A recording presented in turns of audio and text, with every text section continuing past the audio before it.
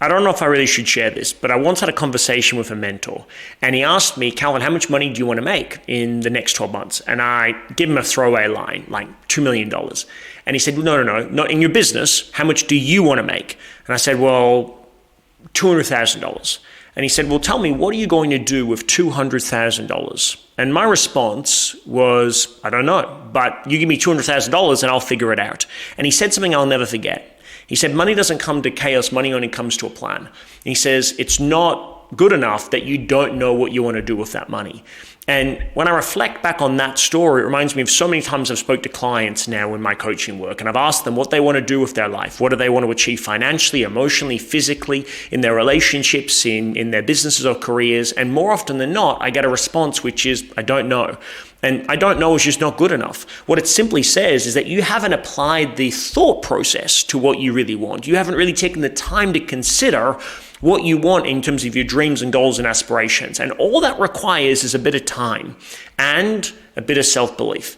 Because the secret is that most people don't allocate the time to think about the things that they just don't believe are possible. And so if you haven't got clarity on what you want for the rest of your life, it might be because you don't believe it's possible, or it might be that you're just being distracted. You're busy being busy. And that's where I was at.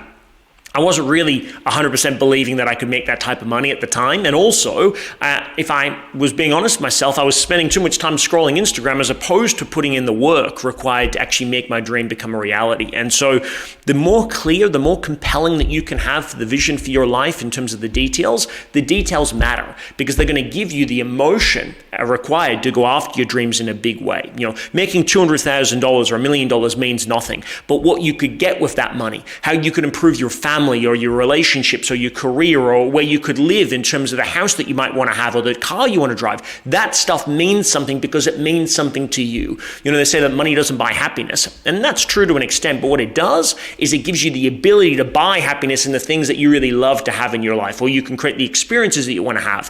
It's certainly more compelling to go after those things than it is just to simply go after the number. So if you don't know, I know you don't know, but if you did know, what would the answer be? And how much time do you think you need to allocate realistically to going figuring out what it is that you want? Because that would be certainly the first step in creating the life of your dreams.